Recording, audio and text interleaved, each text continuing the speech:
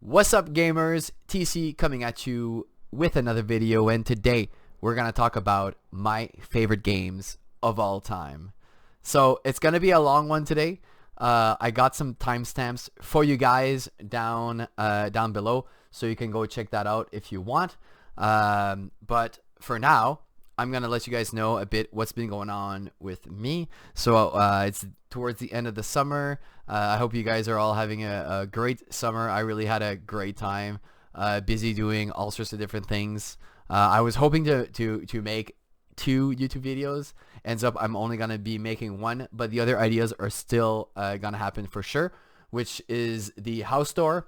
I still want to build something special for the house tour, which I haven't had the time to come around and do it. So that'll come in the next X amount of months. And also I want to do the podcast episodes talking about all my philosophy and all that, which is another big project for me. But they're still definitely going to happen. I just need a bit more time to do it. So that's what's coming up for the channel a bit later on this year. For now, I got this gaming video for all the nerds out there.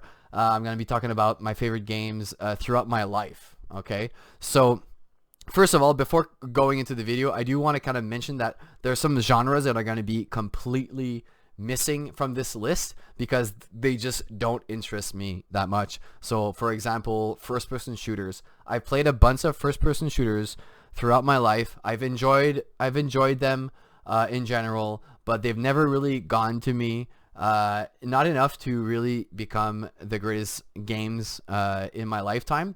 So if you're here like trying to sort of understand where I'm going to put your favorite game, you might not see it at all, honestly. Like, I picked 30 games. I probably played hundreds. I don't know if I even played maybe 1,000 video games in my life, maybe. So it's very hard to choose which ones to put in a list like this without being a 2-hour video. So you'll see, like, there's no MMOs. I played some MMOs. There's none of them in this list. And FPS, first-person shooters. I played some Overwatch. I played PUBG, some BR. Back in the day, TAC Ops was maybe gonna make the list, but you'll see that basically I've decided to pick the best games of one kind. So I'll use Mario for example. So I've enjoyed many Mario games from 2D to 3D and everything in between. So it'd be crazy for me to put like 10 Mario games that I've enjoyed. Like, they're all pretty good. So instead of putting 10 games, I'll put just one Mario, and I'll sort of talk about what I like about Mario and why this one is the one I enjoyed the most, right? So the way I've designed it is a bit more to make it more streamlined by using these games that really marked me, and also it doesn't mean that the other games in the same kind are worse, just that I decided to choose the best one. I have to talk about DOTA. So DOTA, before we even go into the list, DOTA for me is clearly my favorite game of all time because just the sheer amount of hours I've put into it. I think I'm probably around the 30,000 hour mark at this point. I know it's a lot. I've been playing for almost 25 years now. I include Dota 1. I include Heroes of New Earth, which was also very, very much based off of Dota. And then Dota 2 came out in 2013. I think I started playing in 2012 before it officially came out. So I've been playing that one for 13 years. So putting all those together, I've met so many people online. I played competitive. I have a crazy amount of hours. I think the second place game for hours is probably around 350 hours, something like that. So you compare 30,000 to 350. There's a big difference there. Dota, some people kind of say it's a way of a life. I wouldn't say so much anymore, but it's been the game that's been there for me this whole time. I see it more like a sport, actually, where I see it a bit like someone that maybe loves hockey, for example, very popular in Canada, and someone that might have played as a young boy and then maybe play competitive and then play every night and be really hardcore about it, and then eventually during your adult years you kind of chill out a bit. You play once a week, I definitely play more than once a week, but it feels like it's something that you kind of you keep doing as you grow older. So for me, Dota is not going to be something that I'm gonna necessarily put into this list. I'm kind of putting it outside because it doesn't feel the same as these single player games that I'm going to be talking about today. So definitely a big speech for Dota, big super special shout out. It's a special game. I've made great friendships through it. It's a 5v5, right? It's more of a sport than a video game, in my opinion. Of course, I play it on my computer, but that's kind of what I had to say about Dota. Now, how do I judge these upcoming 29 games? Actually, Dota was one of the 30 games I'm going to talk about. So how do I actually judge them? So first of all, I'm going to be judging the total enjoyment. So the gameplay loop. Gameplay is number one for me all the time. That's why Dota's huge up there with all these hours, because the gameplay is incredible. So how solid is it? How original? Is it engaging? Is the progression good? So these are all things that really put a game up high on my list. The length of enjoyment, right? So total enjoyment is more like the quality, but if you get quality plus quantity, like if you can hook me in for 80 hours, 100 hours, like some of these games did, like that's huge for me. And I love being able to be hyped for a game for months, like that's great. So if I did play it for a long time, it does make a difference for me, big time. After that, it's like story and character design. So for me, story is not as important for me in video games. I like to watch anime or some great TV series, American TV series that have a great story and characters that build. That's where I like to kind of, or books also. That's where I like to get story elements. Not so important in my video games. After that, it's art styles and graphics. Again, I'm not so much artistic visually, so the visual aspect of a game is not super important for me. I really like good frame rate, which comes with the way the game is programmed and also the gear that I use. And finally, the impact on the industry. So outside of my personal experience, what impact did it have on the industry? Did it define a new genre? We can talk about Souls-like, right? We're obviously going to talk about Dark Souls.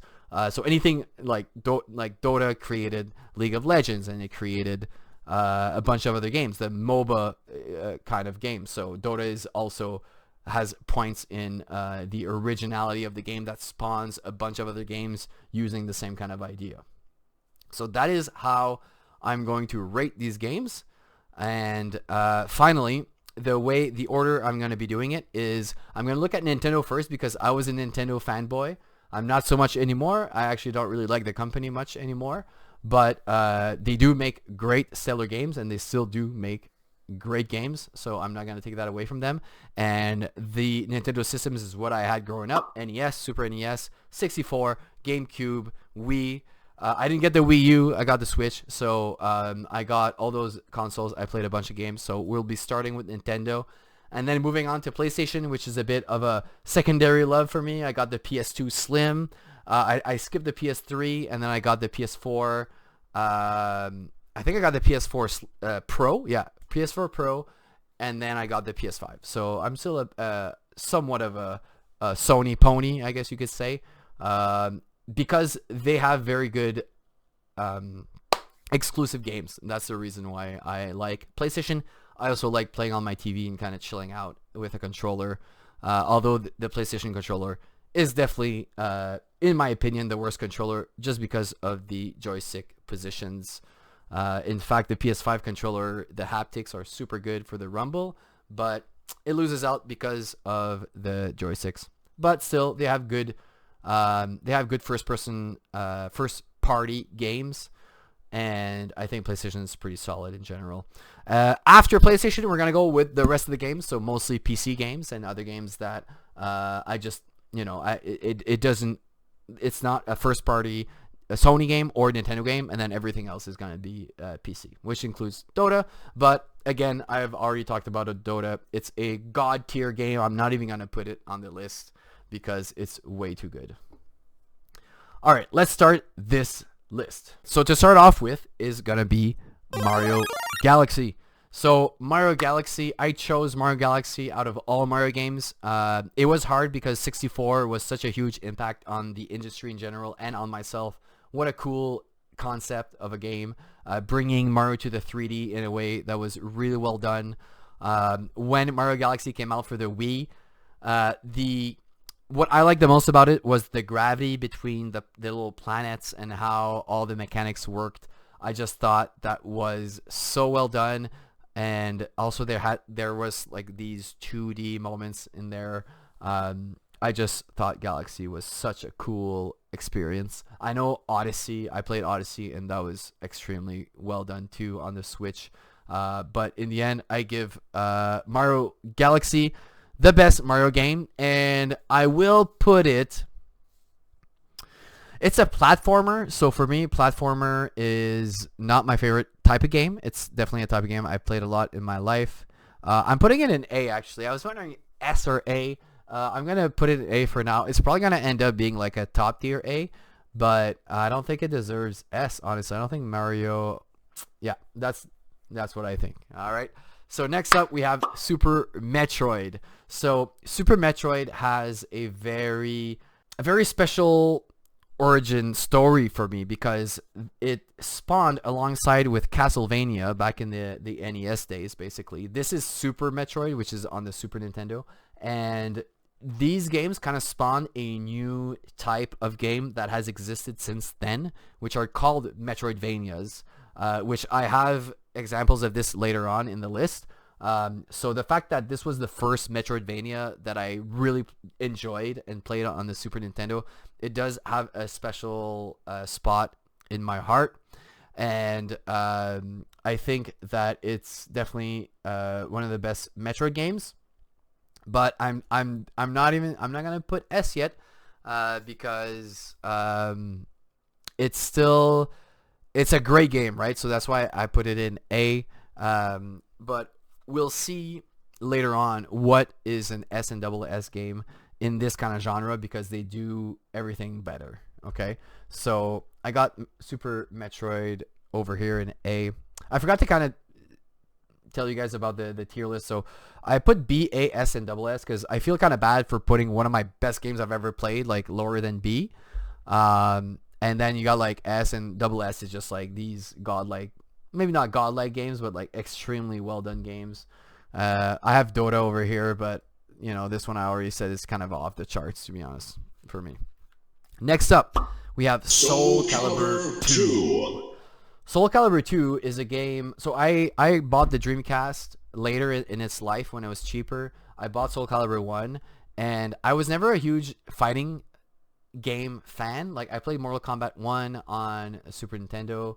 That was great. I never got into the Capcoms. I never got into the 2D fighting space at all.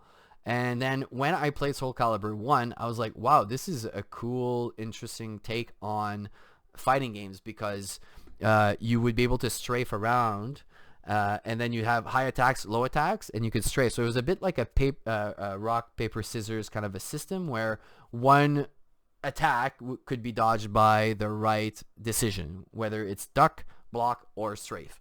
So I thought that was super interesting. Soul Calibur 2 came out for GameCube with Link. Wow. So I played the hell out of that. And when it comes to a fighting game, this is the one by far that takes the number one spot.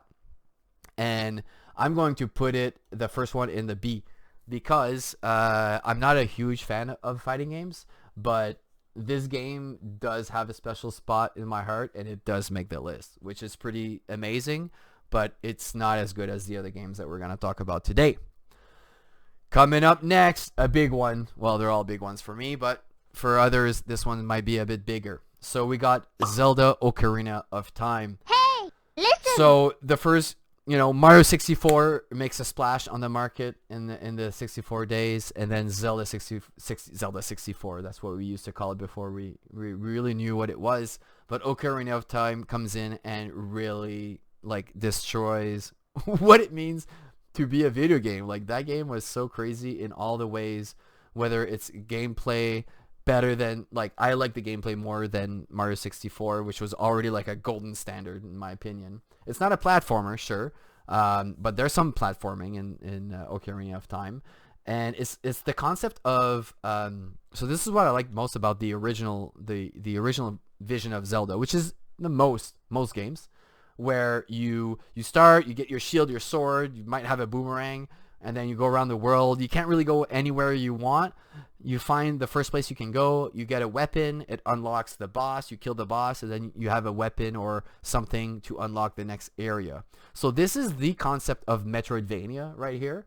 Metroidvania is based off of you know, progressing through the story, finding some kind of item, whether it's a weapon or not, that will unlock the rest of the world. And as you progress through the world, you unlock different parts of the world, and eventually you can discover the whole world and finish the game. So Metroidvania for me is such a fun way to progress through a game, because not only you find a new way to fight, but it unlocks a part of the world, and I think that's such a cool way to progress, and Ocarina of Time did it so well.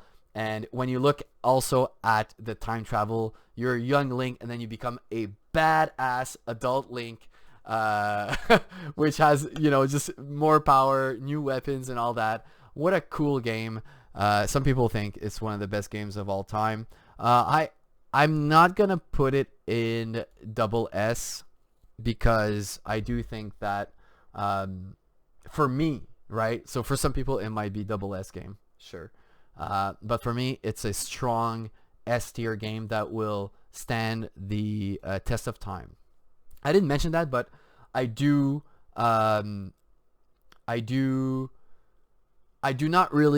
rate the games based on how replayable they are like 20 years later. So screw that. I'm basing them on how fun they were when they came out, around the time they came out, and how much fun I had playing them at the time. All right, next game we have the first RPG, Final Fantasy VI. So Final Fantasy VI, aka Final Fantasy 3, for the Super Nintendo. So for those that don't know, Final Fantasy came out in Japan, and some Final Fantasies that came out were deemed too difficult for the Western aka North America, for the North American audience, and or maybe Europe too. So some of them didn't get translated to English. So by the time Final Fantasy VI came out in Japan, it was the third one to come out here. So that's why Final Fantasy VI is like 6 and 3. So 3 for us English speakers, and then 6 for Japan. Final Fantasy VI, the last 2D Final Fantasy, was such a cool experience. I feel like I was too young when I played this game, and I couldn't enjoy it as much as I should have. So I included it here, and I wish I could replay. I wish I could relive maybe a new kind of a remake. I might replay the pixel version one day to really relive the story and everything that game brought. There were so many different characters that you would play, so many different storylines, and the way the story progressed was quite crazy. So I know story is not that important for me in video games, and it is. Like, it's fun to have a great story. We'll talk about other games that have great story, but in the end, this game had story, gameplay, everything, great character designs, and the way there's even a character that you had to like do little like Mortal Kombat moves. I think Sabin or whatever. There's like this ninja guy you'd have to like input to do more damage. That's the first time that I had to do that in any kind of RPG. I thought that was so cool. And until now, I think Final Fantasy VI, for some, is their most favorite Final Fantasy ever. We'll see for me if it is or not. But I am putting this in S tier, but I'm putting it before Zelda. I think Ocarina is better. Total.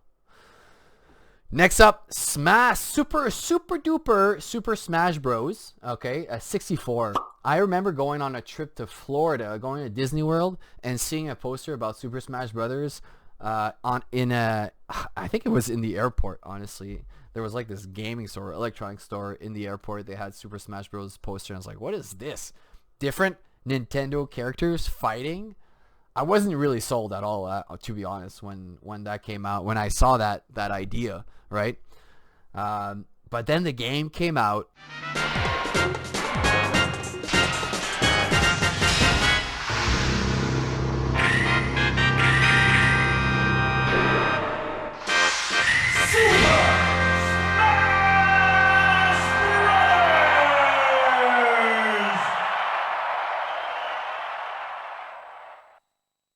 And we played that stuff, and again, I'm not a huge fighting fan, but damn, that game was originally crazy. And you could play 4 players. I think that's the first like super solid 4-player game that you could really have fun. You're all on the same screen. You're not split screen, you know, because we played GoldenEye, we played Double Dash, but Double Dash is actually GameCube. But when you could play 4 players like that and shoot each other away, and the way, just the design of that game, what a thing to live back then, you know. I don't know when it came out. It must have been like super late 90s or like early 2000. But yeah, that was a great game. I'm not putting it in any of the S tiers. Is it better? Yeah, I'm gonna have to put it with Soul Calibur. Is Soul Calibur better? Yeah, actually, I'm putting it last place for now. But what a good game. And I put 64 because 64 is the one that I had the most fun with. Every other iteration, I'm not saying that they were worse. They were pretty good. I was just less into the game every time it came out, and now I don't really care about the game at all. But back then, it was a really good time. Next up, Donkey Kong Country. Donkey Kong Country. For the Super Nintendo, when that came out, that was a thing. The fact that you could sort of play 2 players was pretty interesting too on the Super Nintendo. It brought platforming to the next level. You know, it's like there's Mario, and then wow, there's Donkey Kong Country. Donkey Kong Country is better. Sorry, Mario. Super Mario World was super good, and I wouldn't blame you if you thought Super Mario World was better. I enjoyed Donkey Kong more than Super Mario World, so it was just a super solid idea. Just yeah, everything about it with the mine carts, and yeah, the water levels weren't disgusting like Mario. Fuck, I hate water worlds. But yeah, Donkey Kong Country, we're gonna put it in A for sure. But even though it was better than Super Mario, the Donkey Kong franchise for me is not as good as the Mario franchise. So I'm going to put it in between Super Metroid and Galaxy. Next up, the other Zelda, Breath of the Wild. What a great game. Breath of the Wild, I played it when I was in Alberta, and I pretty much had no one around, so I had a lot of free time. I bought a Switch, and I got Breath of the Wild. I bought it mostly for Breath of the Wild. I knew I was going to play Mario Odyssey also, which was great. And I played other games too on it. And but I did play it mostly because I needed to see what this new Zelda game was about. And it's open world. So I never liked open world games before Breath of the Wild. Breath of the Wild was my first open world experience. And it's the first one that told me, wow, you can actually do open world and it can actually be fun. The thing I don't like about Breath of the Wild is that it takes away what I was just like. Everything I praise about Ocarina of Time is not really in Breath of the Wild. So I know Nintendo always want to experiment with Zelda. Like if you look at the Zelda timeline and what the game becomes over time, they always add in some interesting things. There's some Twilight Princess wagging of the stick, and then the Skyward Sword, which was actually full on how do you say motion controls. And honestly, like, I applaud them for trying things out. And this time we don't have dungeons, we have the open world, and Link can go in any direction he wants. Cool, but not as good. And the fact that Tears of the Kingdom took another 6 years off of developing a new Zelda that is a bit more in the traditional way, it definitely it rubs me the wrong way for sure. I didn't even play Tears of the Kingdom yet, even though I'm a huge Zelda fan. Zelda was my favorite franchise for a long time. I think Dark Souls is the one that really said, okay, this is gaming. Zelda can get out of here. And then, as I was getting into Dark Souls, Breath of the Wild comes out, and I'm like, okay, Zelda is not the same anymore. I don't like it as much. I want to play Tears of the Kingdom. I didn't play it because I don't like the 25 or 20 FPS that the Switch One provides. I think that's crazy. I don't want to play a game like that. So my cousin has a Switch too. He said he's gonna lend it to me at one point so I can play Tears. So I will play it. But Breath of the Wild, and I mean, I haven't played Tears, but I'm sure it's gonna be the same kind of rating for me. It's A. It's not S. Get out of here. Is it better than Mario? Not even. Is it better than Donkey? It's better than Donkey. So for me, Breath of the Wild is A tier. I really enjoyed the game. It did introduce me to the greatness that open world can be. I'm just not an open world fan in general. So and the fact that it took away from what made Zelda great for me, not good, not great. So it goes there. Next up is Mario Kart. Mario Kart Double Dash. Double Dash is the GameCube version of Mario Kart where you have two characters on your cart, and they can each have one item. So this is the third Mario Kart. They did Mario Kart for Super Nintendo, which I played so much. I rented it 10 to 15 times. We could have bought it and it would have been cheaper. That's back in the day when you used to rent games. So I definitely played Super Mario Kart crazy a lot. 64, played it a bunch. And then when Double Dash came out, that was our thing. Double Dash and Soul Calibur 2, when I was in high school, we would set up a projector and we'd play both those games. Projector with the Double Dash with the 4 split screen. And we'd play Battle. The Battle, and then you could switch items. And so if you have an item that you didn't want to use, you could switch it and then use the other item and keep that item. I was talking about that game lately, thinking about, was it broken? Because they never let you do that after that game. Whatever Mario Karts came after that. So for me, Double Dash is my favorite Mario Kart by far because the battle is good. And every other Mario Kart, in my opinion, the battle is bad. But I kind of grew out of Mario Kart 2. It's a kart game. It's nothing special. But that game specifically is special. That's why it's here. Okay, but it's definitely a B tier game. And I'm going to be putting it...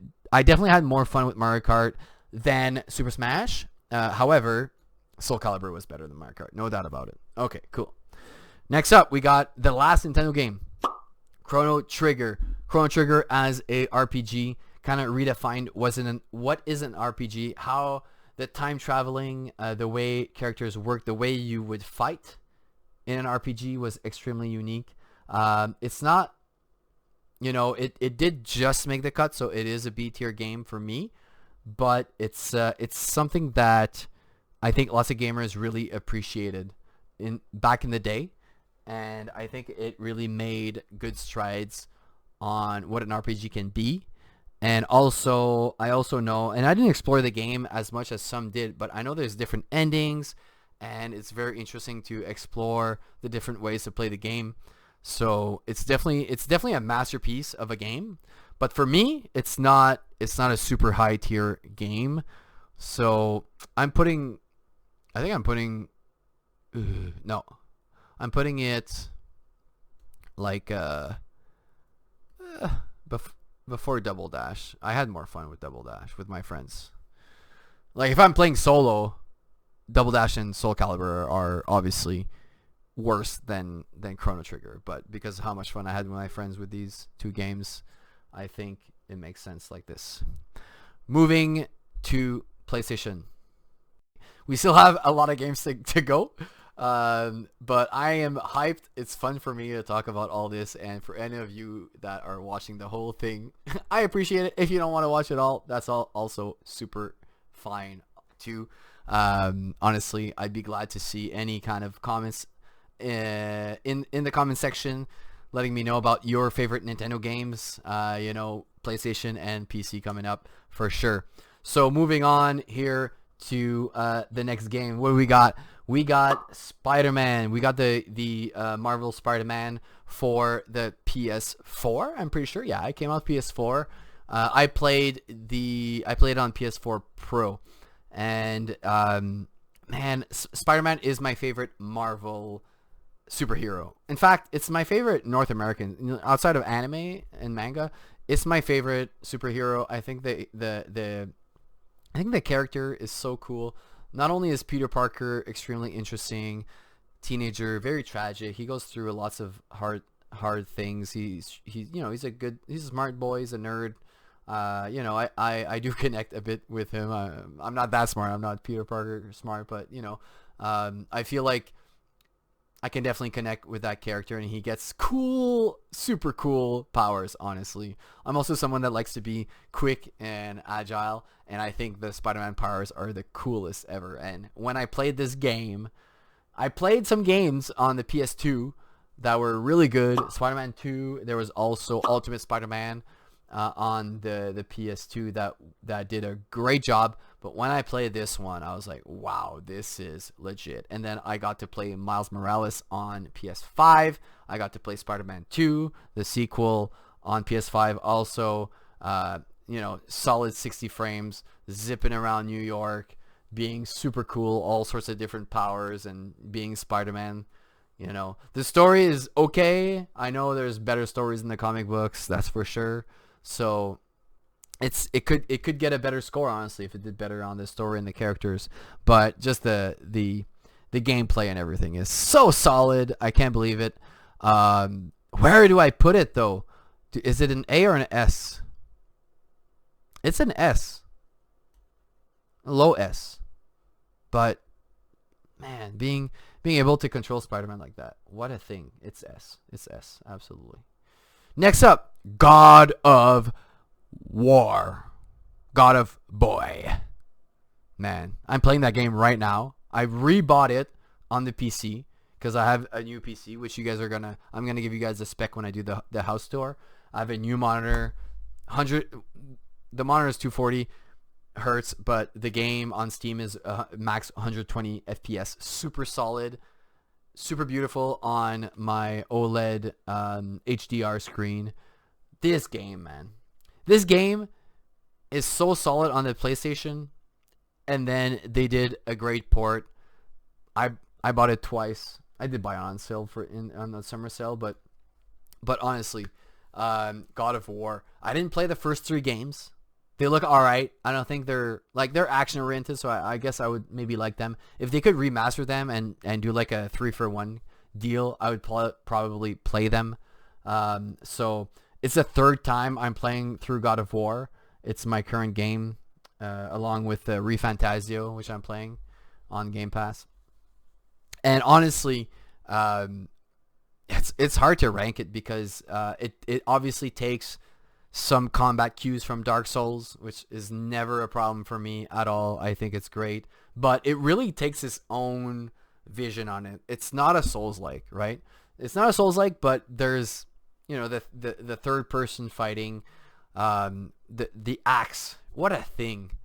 They kind of stole the concept of throwing your hammer like Thor and bringing it back, but man, they did a good job with the combat. Like, the combat is by far the best thing about this game, but the story is extremely good too. Boy, this crazy god of death needs to learn what it is to be a father, and you got this boy that needs to learn what it is to be not only a man, to become a man, but also what it means to be a god. Wow, what a thing. I played Ragnarok 2, super good game also. I did put this one instead of the other because I think it is better. I think it's better because it's the first one, right? It's like, the first seasons of Game of Thrones versus the last ones. Sometimes you just get magic in a bottle, and they did a good job to finish the story, no doubt about it. I'm gonna play Ragnarok. Probably might wait for it to go on sale and buy it again on PC. It's rare that I will buy a game twice, but I've done it for some games because they totally deserve it. God of War is definitely an S tier game, and I think I enjoyed it more than Zelda.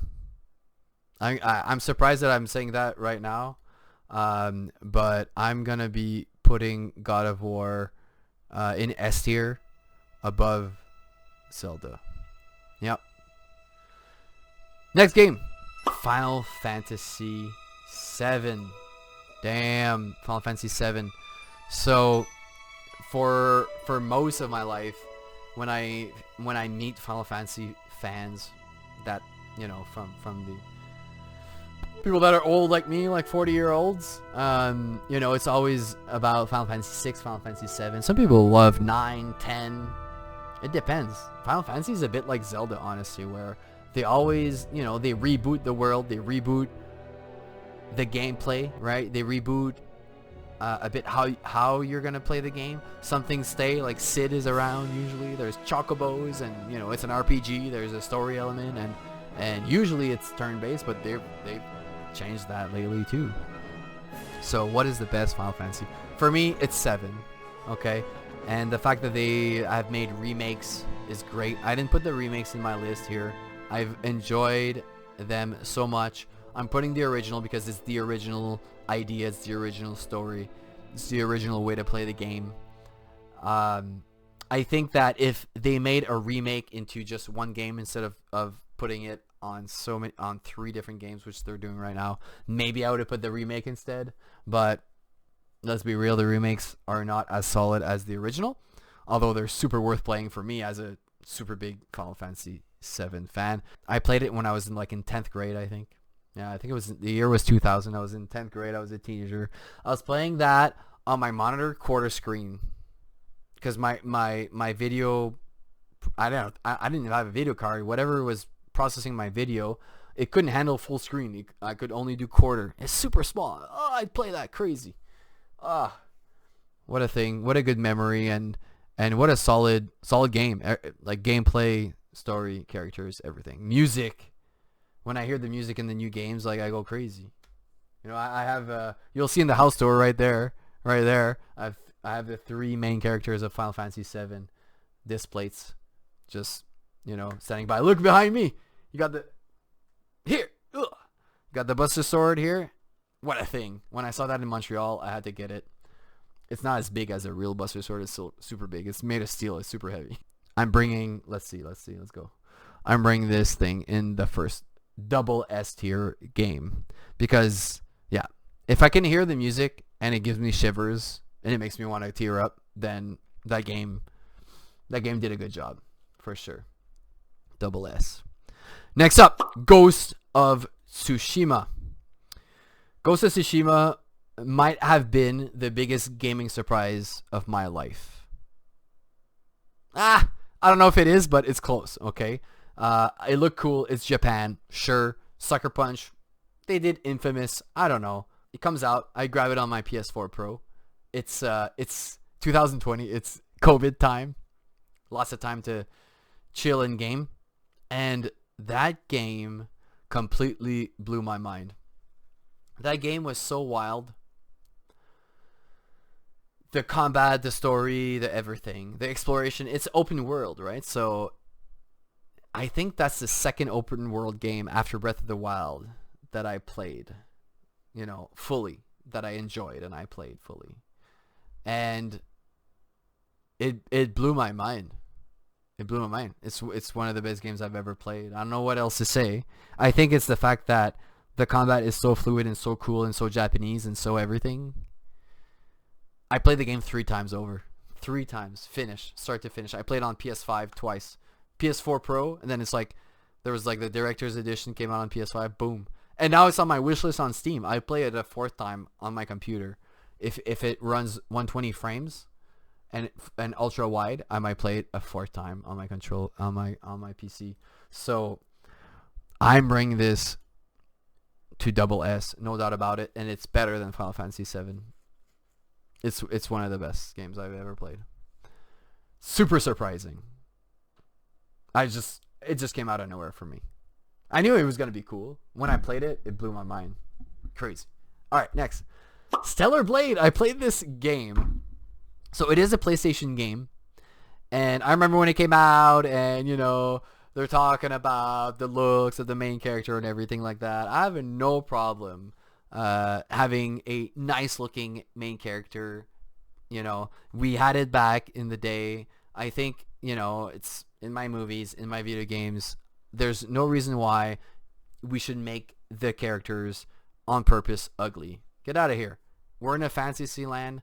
In this game, Stellar Blade, it's a cyborg ninja chick slicing and dicing anything she meets. Perfect. So from the character design to the way the game plays, which is obviously, what I like, what surprised me the most about this game. I didn't play it on PS5. I played the demo. I was like, wow, this is pretty solid. The combat is good. There's deflection, and it's like its own take, a bit Souls-like, of course, but that's all good. Souls inspired, no problem. And then they said it's gonna come on PC. I was like, okay, I'm gonna be patient. I'm gonna play this one on my super sweet computer. That actually, when I played that game, it made me want to actually upgrade my computer, which I did in the middle of Stellar Blade because it was so sweet, so smooth. The combat was so crazy, man. What a game. I can't believe it made my list here, top 30. It definitely deserves to be on this list. It's not double S. It's S. It is S, honestly. If they make a Stellar Blade 2, I'm going to be super stoked to play it. I'm going to be playing Stellar Blade 1 again eventually. I just played it last month, so I'm not going to play it right away. But, the PC port was super solid, super cool. That gains points for me. If you can port a game on PC properly, that gains a lot of points for me. So, let's see. Where do I put Stellar Blade over here? It is S. Did I enjoy it more than Spider-Man, Final Fantasy VI, Zelda? Wow, man, this is tough. I think I have to put it down here. I look at Spider-Man, it's like Stellar Blade was so super cool, but it's not as cool as spider slinging around. And when you think about Zelda and God of War, no, it's not as good as those. But I'm putting it S. Maybe surprising for me, but just like Ghost, double S. Like I didn't expect that, but that's what it is. Next up, wow, we're getting into the big boys over here. Bloodborne. Bloodborne is a PS4 exclusive. It has a deal with PS4. It has a deal with Sony. So basically, From Software, which are the ones that make Dark Souls and Elden Ring, they made a deal with Sony to come out with this Bloodborne to promote PS4. What a great deal, okay? But the thing is that From Software, my favorite company, first of all, straight up, destroys all other companies right now for me. They're not good with their frames. Their FPS, which is something that is important for me, is not great. They don't have a good track record. And on the PS4, even on the PS4 Pro, this game chugs. It goes from 20 to 30 FPS max, and it struggles. And it's a shame because that game is extremely good. There's a whole community online that's waiting for like a decent remaster. Whether it's on PS5, I don't care, man. Just remaster it somewhere. PC would be great. I'd replay it a few more times because I played that game maybe 2 or 3 times, and it's like their side project outside of Dark Souls universe, and it's pretty amazing. I don't know what else to say. They made the game more aggressive. They made the game just different. They made the game more for how I like to play compared to Dark Souls. So I can't put it double S. If they remade it and gave me some decent performance frames, then it could be double S. But it is S, and it is it's hard. This is hard now. Ugh. I'm going to do God of War. It's like in the range of God of War. It's here. God of War beats it. Why? Performance. Pretty much. Performance and story. Bloodborne has like the Dark Souls DNA that's better than God of War. Yeah. But God of War is a better package. That's where it goes, baby. Next up is Unicorn Overlord. What a discovery last year when I played that game. So I played some other games from this company. And it's from Atlas, publisher that does Persona games and stuff like that. And the company is Vanillaware, and they did Odin Sphere, which is a game I really enjoyed back on the PS2. And when I played this Unicorn Overlord game, it took me 90 hours to beat. This game, there is no gameplay. How can I be into a game that has no gameplay? It's auto battler, okay? And you're in the menus, you create little armies, and I mean there is gameplay because you're like moving your armies around the map and stuff like that, and super strategic. What a cool design. Apparently it's based off something called Ogre 64 or Ogre Battle 64 or something like that. I've never played that, so this is the first time I ever played a game like this, and it did blow my mind. Like, it was, I don't know if it was the best game I played yet last year in 2024, but man, it deserves, it's S tier, man, no doubt about it. Did I enjoy it more than, yeah, I think I'll put it here, yeah, in between Zelda and Final Fantasy VI. That's another one that just like completely slapped me in the face. I had no idea that I was gonna like that game so much, but I did. Taking my glasses off, I noticed that the glare, I don't know if you can let me know, is the glare, my gamer glasses, is it distracting? Because you can see like the screen reflection. Let me know. Next up, we're going into PC land. We're going to like other land, like games that I played on my computer. So we're going with Black Myth Wukong. I played that recently. I didn't play it on launch. I played it on my computer. I think, yeah, towards the end of the school year last year. It was extremely good. I really liked the combat, the take. It again, Souls-like. There's bonfires, you know. I know that there's like this idea of Souls fatigue. No, I don't care. Souls fatigue, give me the Souls, just do it right. Do it your way. Don't just copy from software. Take their, you know, it's like saying there's too many platformers or there's too many MMOs or whatever. Like, there's reasons why you know, games like Dota get replicated, you know. But I'm happy for League of Legends, for example, for Dota, the example of Dota. League of Legends, they did their own thing. It's different. I don't play it. I don't like it. But I'm glad that they did their own vision, and there's a bunch of players that are playing that more than Dota. But like, that's a good example of taking something that exists and making it your own. And I think that's what Black Myth Wukong did for like a type of Souls formula. And it was extremely good, honestly. Like, I had a great time with it. I don't know if it's like super legendary status. I'm gonna bring it back over here and say super solid game. It's in the A compared to these games over here. I had more fun with it than Zelda. That's so sad, putting Zelda so low. Too bad, man. Why can't they just...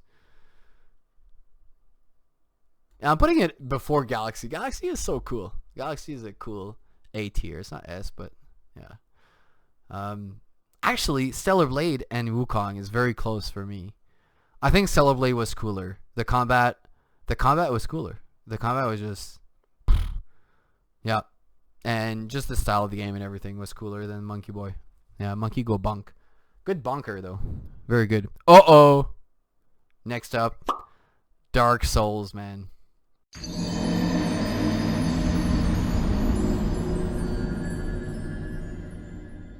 So I put Dark Souls 1 here. This is Dark Souls 1.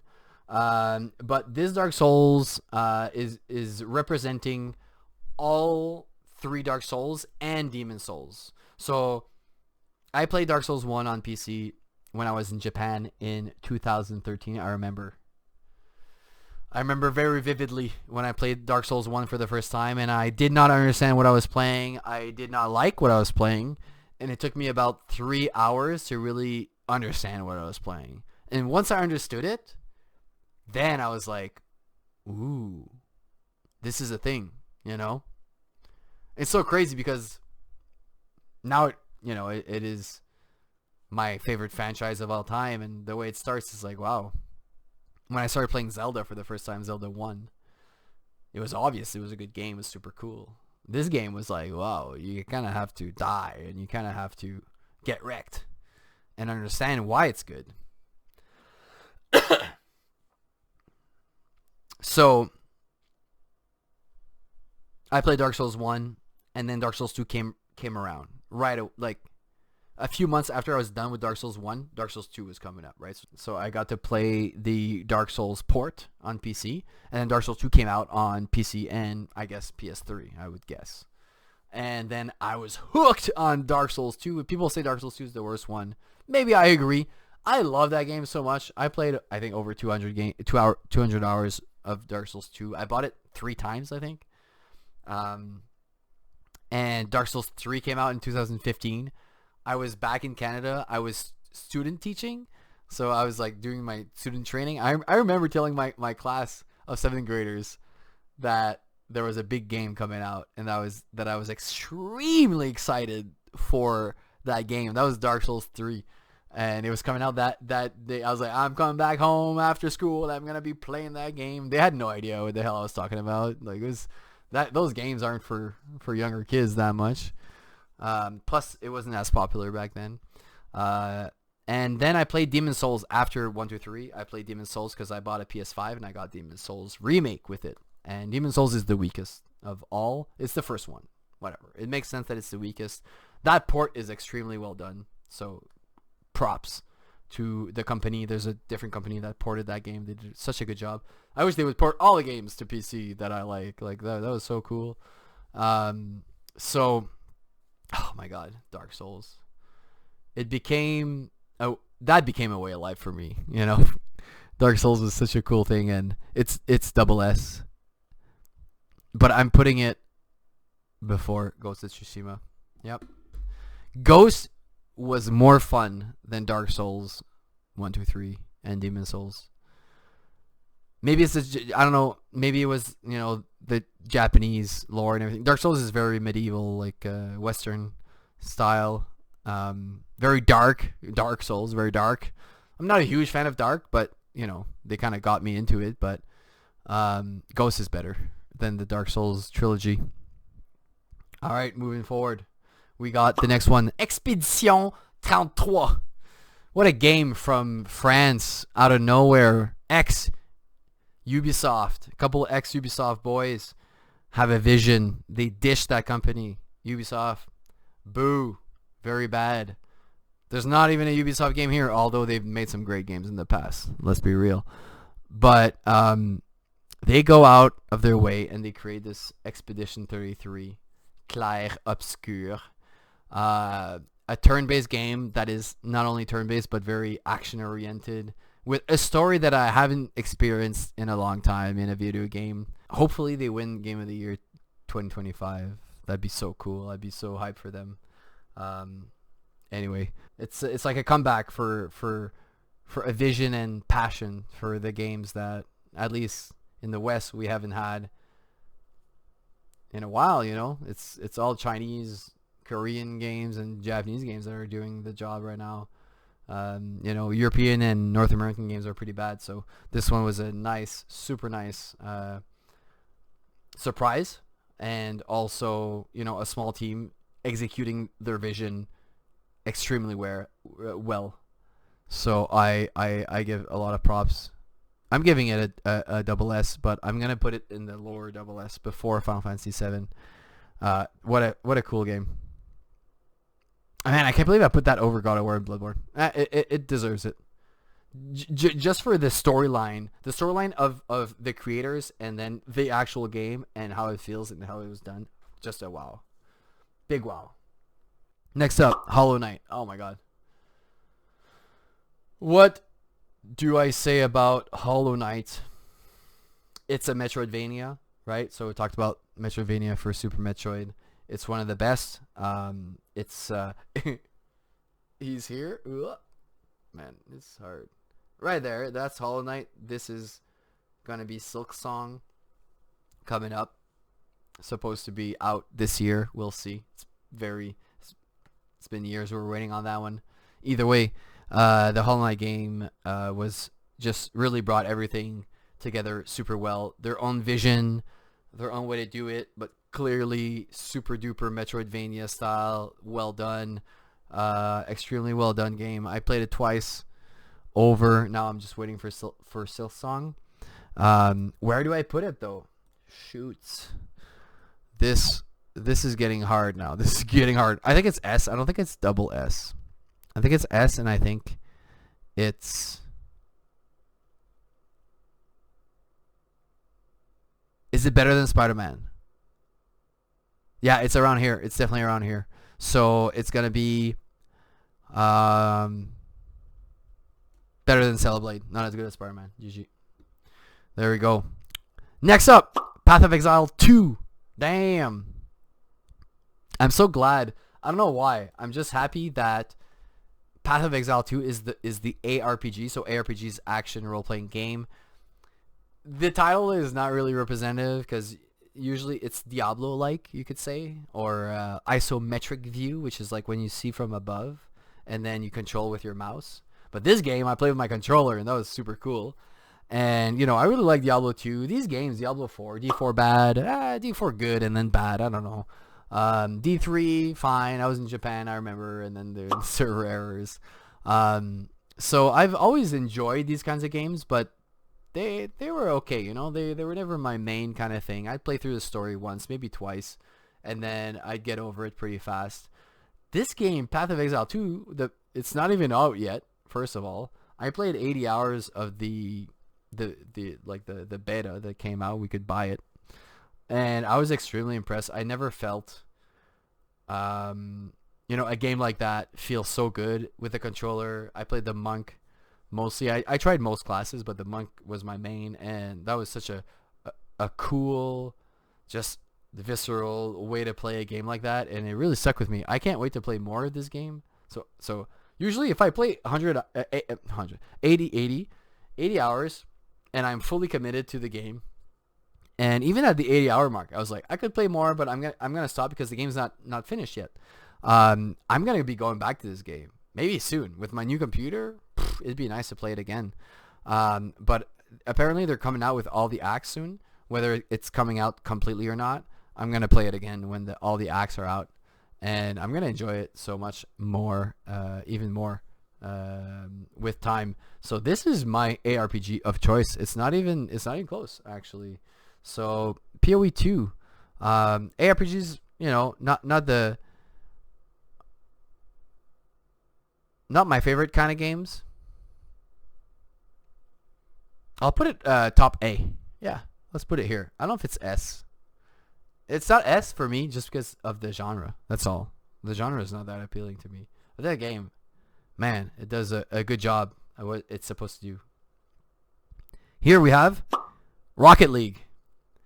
Rocket League is a strange one because it's in my opinion, it's like a sports category. It's like something you play with people. It doesn't have a story. You know, it's just it's an esport. It's a sport you play on your computer.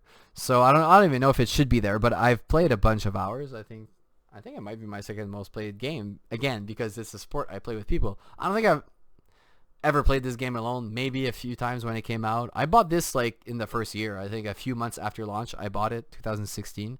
I've been playing it since then, but obviously not as much as Dota and other games.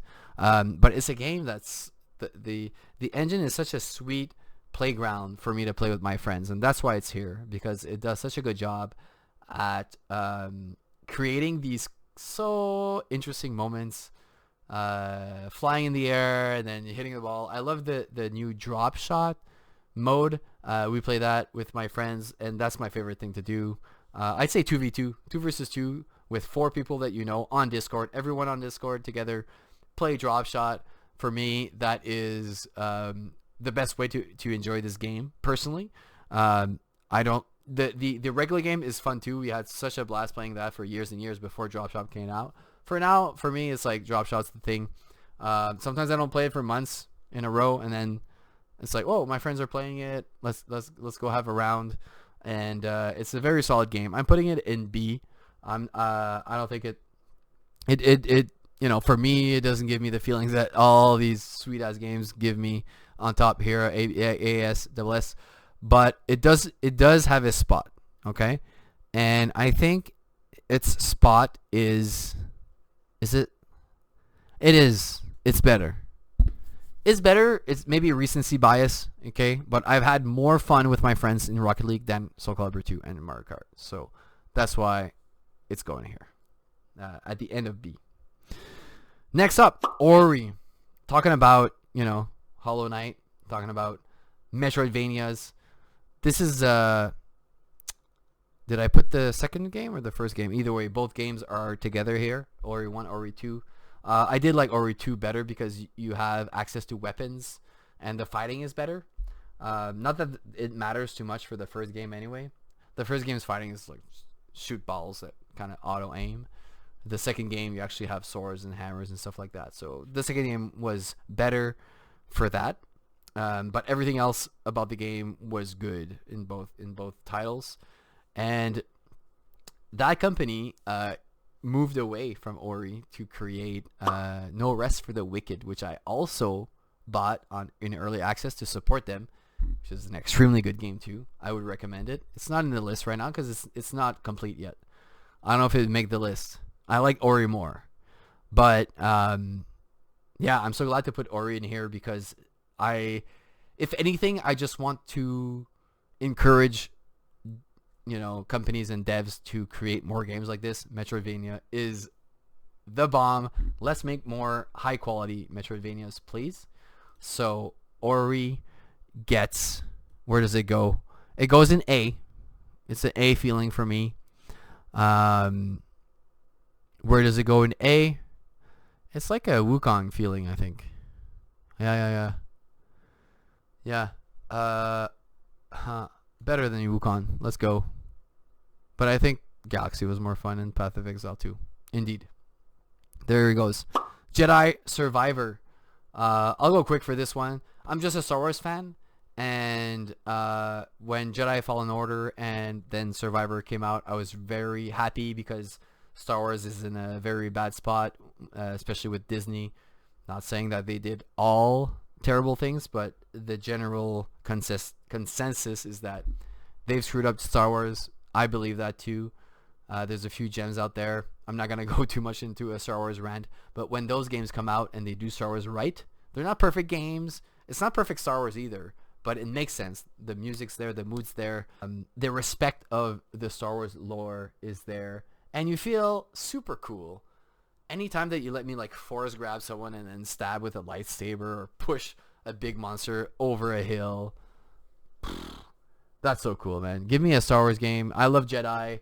I put this one because you're a Jedi also. You have Jedi Force, and that's what I want to control. And there's some Souls-like elements to it too. What a surprise. So you have the bonfire aspect and the idea of, getting XP and leveling up at the bonfire. It's their own spin. It's not a Souls-like, but some elements are there, and they did it super well. Great games. This is I'm putting this. Is it better than Stellar Blade? Hollow Knight? Yeah, this is the zone here. This is the zone. It's not as good as Spider-Man. It's not as good as Hollow Knight. I'll put it better than Stellar, cause it's Jedi. If Stellar was Jedi, it would be better. Yeah, there we go. Next up, Warcraft 3. Zung. Warcraft 3 is RTS, real-time strategy game that I played the most. I played other RTS like StarCraft 1, 2, Warcraft 2 a bit. I was pretty young for Warcraft 2. I did play Warcraft 1, but it's like just to see what it was. It was already old by the time I played it. So Warcraft 3 became Dota. Okay, so the engine of Warcraft 3 is what spawned Dota, which spawned so many other games, including League of Legends, of course. So it has a very good spot in my heart. RTSs are crazy. You build your base, you make units, you go fight, you got to build more stuff, and you got to do all these things. It's a bit too intense for me, honestly, even though I'm a pretty hardcore gamer myself. So RTS doesn't go so up high this list.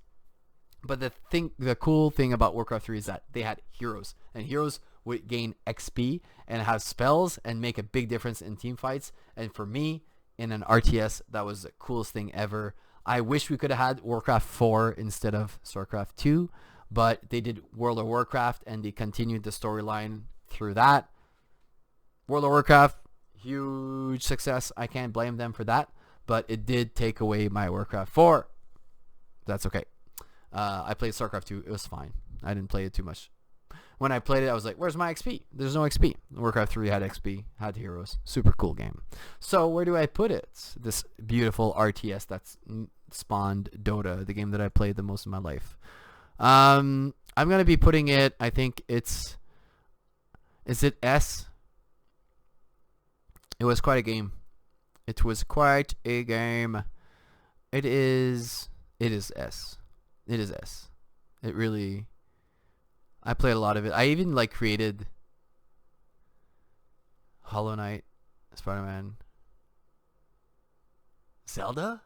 Yeah, okay. I found a place better than Unicorn Overlord. Yeah, I have this feeling here. So I even made like guides and stuff like that. Like I was pretty into it back then. This is like high school days. Also played with some friends and had LANs. Yeah, when you have LAN parties and you play this game, it's pretty solid stuff. We're getting to the end here. Armored Core 6 Fires of Rubicon. That game surprised me a lot. It surprises me that it's even in this list, but it does deserve to be in this list. It's a From Software game. It's their 6th one. I didn't play any of the 5 other ones. I just thought, hey, this company that I love is creating a new game. Solid game, frames better than Dark Souls and all those. That's the best running game that they've made so far, at least that I've played.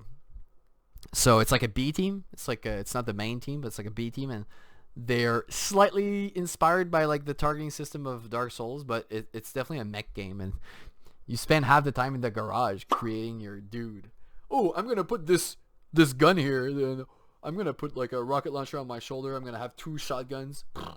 And then it's like, well, you need enough energy. It's like, okay, I'm going to put energy. It's like, well, your mech's too heavy. Okay, I'm going to put some legs. It's like, okay, your legs. Oh, okay, so you got to figure out all your stuff in the garage. It has to work. And you need the energy source, and there's weight, and then your legs maybe can't support a certain amount of weight. And then your head's like, well, I'm going to put a head so that I can target faster the enemies when I'm running around with my shoulder auto aim. It's crazy. Anyway, that game, I played Titanfall 2, the only mech game I really played. That game is a mech game, and it made me appreciate a whole genre of games that existed for years and years that I never touched. And that's From Software for you. That's what they do. What a thing. So, okay, Armored Core, it's not as good as Dark Souls. It's not as good as any of the other From Software games, so I can't put it above any of the other ones. But it's an A game. It is an A game, and it made me discover a whole genre of games. Did I enjoy it more than Wukong? Ori? I don't know. Zelda? I don't like Breath of the Wild. It's like obvious now. I like it, obviously. It's a good game. But no, I think I preferred playing mech game over Zelda, which is a tragedy for Nintendo. Well, whatever. They can do what they want. I just hope next Zelda game is going to be not open world, please. Here we go. Fires of Rubicon. Nice. If you haven't tried it, man, it's going to go on sale sometimes. It's a good grab. Next up, Baldur's Gate 3. I played BG 2. I didn't play Baldur's Gate 1, I'm pretty sure. I played Baldur's Gate 2 way back in the day.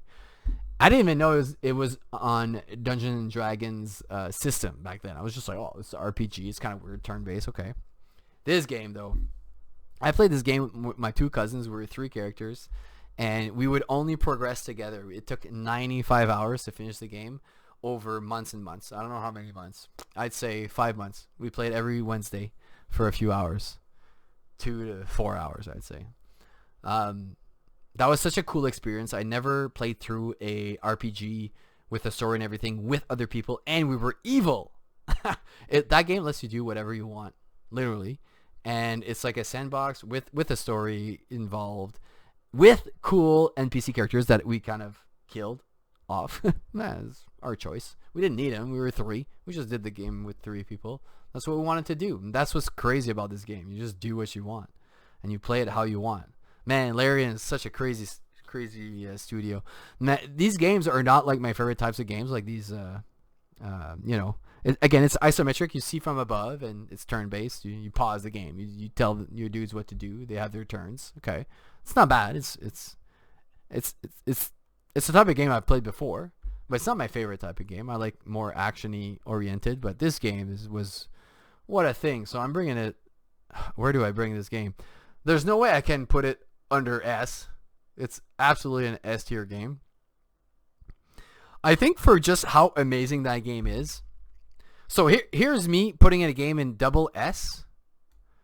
Not because I enjoyed it as much as these other games, but because the way it's made and the way that this company thinks about gaming. We need more of this. And this game, I want to play it again. It's so daunting to go back into it, to be honest. But man, it's a masterpiece in so many ways that other companies, when it came out, they're like, well, by the way, this cannot be the new standard. Not everyone can do these games. Like, yeah, obviously, you need to care about the original source, D&D. You need to cook the game long enough, right? You need to do like a 2 or 3 years early access and listen to your fans, and then come out with a game that blows everyone's minds. BG3. Just a work of art that is going to be unrivaled for a long time. Next up, Sekiro. Shadows Die Twice. Sekiro is one of the offshoots from Software. So, they did the Dark Souls series, but they also did Bloodborne, which was like a separate thing. Sekiro is also one of these sort of separate, outside of Dark Souls universe game, but using the same idea. Like, obviously, it's a Souls-like, obviously. And, but the customization of Dark Souls, which is something I didn't even mention, okay? But Dark Souls, the cool thing about all the Dark Souls games is that there's so many ways to play the game that you can play through the game and then do a new build, completely new build, use different weapons, use spells, use just a different way to clear the game completely, and you can do that. And then you can do another completely new way. So the replayability of Dark Souls is crazy. We're going to talk about Elden Ring next too.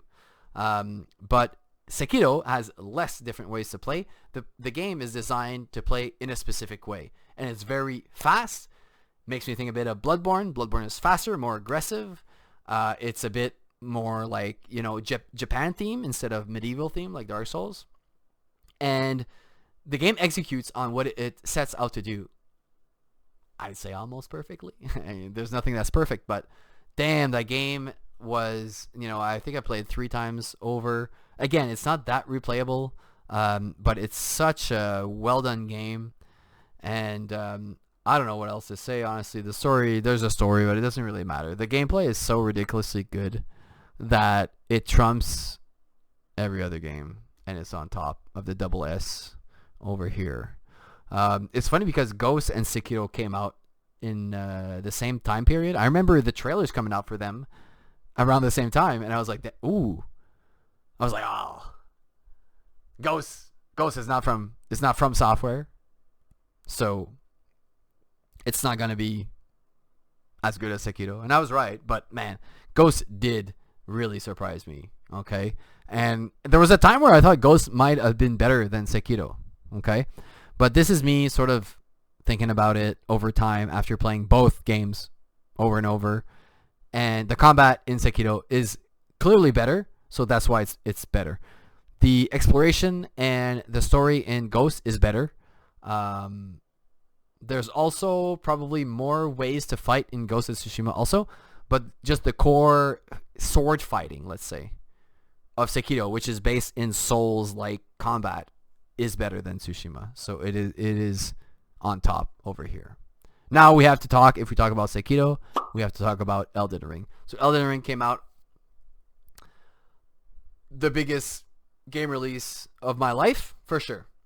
I've never been more hyped for a game release. Game comes out in the wintertime. I started playing it. I got it on PS5. It didn't run well at all. I actually reinstalled the game after 3 hours. I reinstalled the PS4 version on the PS5. So there's a way you can go into the game in your PS5. You can go okay, and then you can choose what version to install, which is surprising to me. But I saw that online.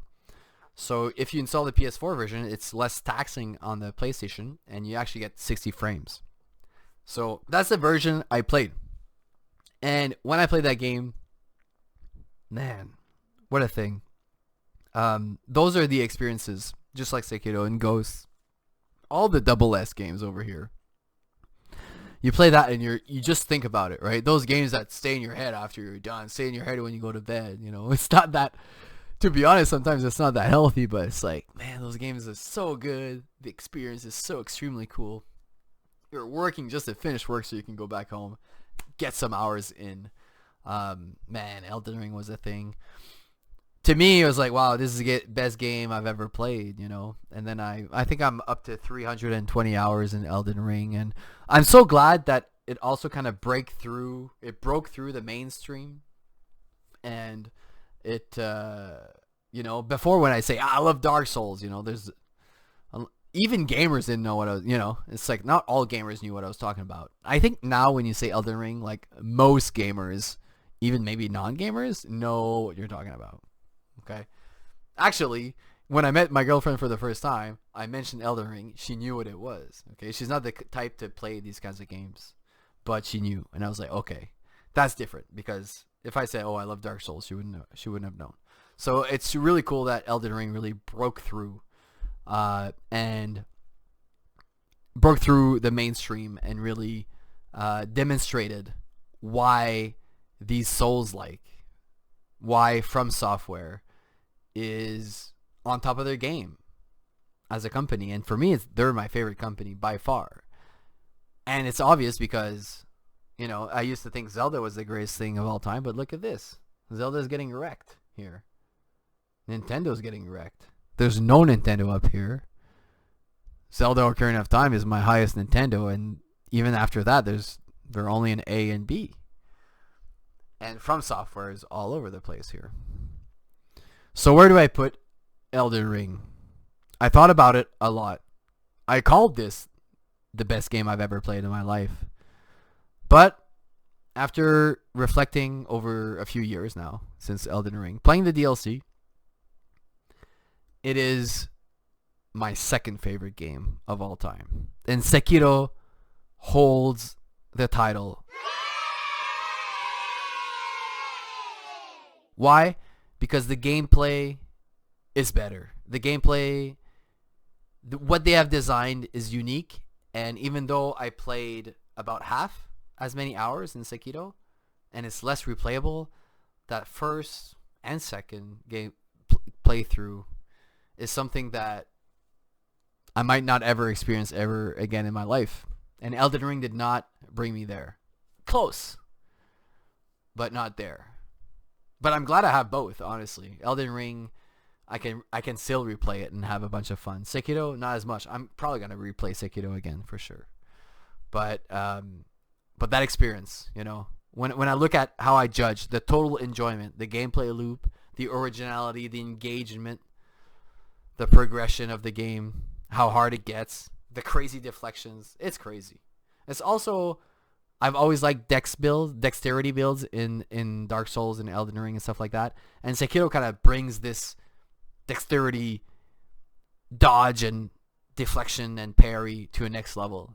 And I'd be surprised if there's any game that comes out before I die that's better than Sekiro. Well, let's hope. You never know, right? That'd be great. And that does it. I know it's a super long video. I appreciate everyone that stuck around until the end. If you just wanted to watch a few parts, that's totally cool too. Dota 2 is here at the end. I'm not going to put it anywhere. It's like, I don't know where it would go. I guess it's not even there. I'd have to create a new god tier, godlike, row where I would go. But when it comes to single player games, Sekiro is the best for sure.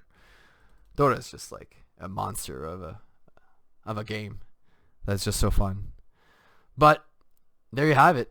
I know I've talked a lot, and it's interesting because I didn't know exactly. I knew, by the way, I knew the top three: Sekiro, Elden Ring, Ghost. Those are my top three. I'm not surprised that Dark Souls is right behind. That doesn't surprise me. But I didn't know exactly where everything was going to end up. So it was fun to create this video sort of live, and I just had my notes to start the video and how I wanted to structure the video with the Nintendo, PS, and then PC. But yeah, it's interesting. I'm gonna take a screenshot of this, and this is 2025. Who knows what new games are gonna come out that are gonna sneak their way into this list? We'll see.